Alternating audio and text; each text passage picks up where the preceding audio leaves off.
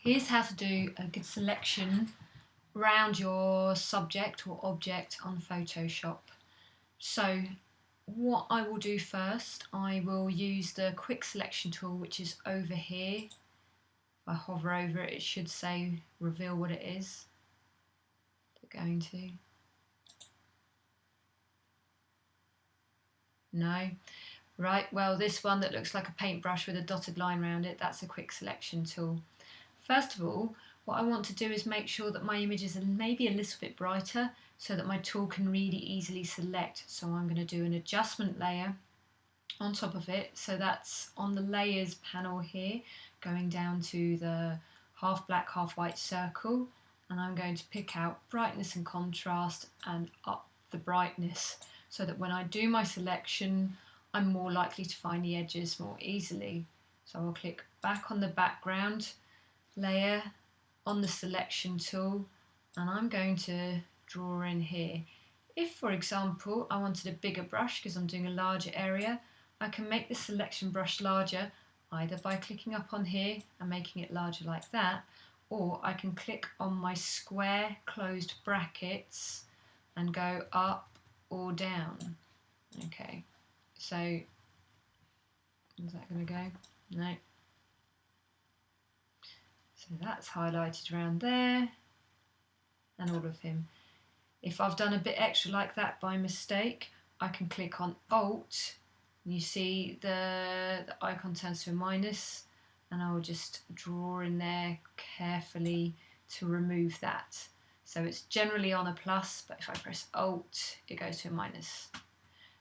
So I've done my rough selection at the minute, but I want to refine the edge. So I'm on an older version of Photoshop, but you would still go to something similar on the newer CC version, but you would go up to select. On my old version, I'm going to refine edge. If you're on the newer version, you would go to select and go select and mask, and it will be sitting in here.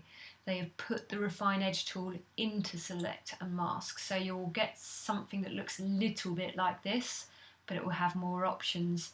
So what this does is I'm going to click around the edge with this brush and it should refine the edges. So all it's doing at the minute is it's gently moving the marching ants to go around each hair and to go closer in on the edge. So when I release, you can see the detail now that it's picking up in the hair. You won't fully understand what it looks like until we go back onto the image, but if you change the view mode, you might get a bit more of an idea. So if we see that on black, you can see that it's picked up some of these things, but not everything.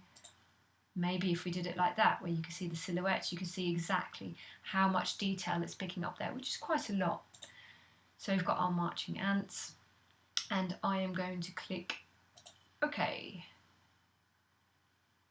So you might have many different things that you're doing when you're selecting a person or an object.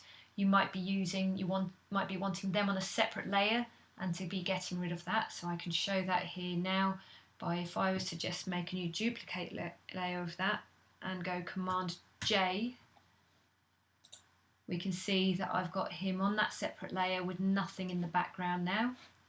Or it might be that you are doing a mask. So I'm just going to go a step backwards and I've got that there.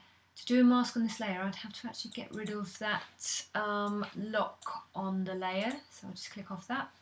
So I've got my selection there, and if I click on the layer mask down at the bottom of the layers panel, which looks like a rectangle with a black circle in it, you see I've got my mask now, and it's just masked out the background even though it's still there.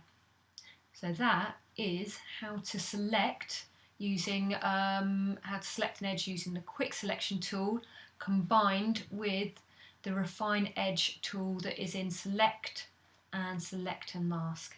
There you go.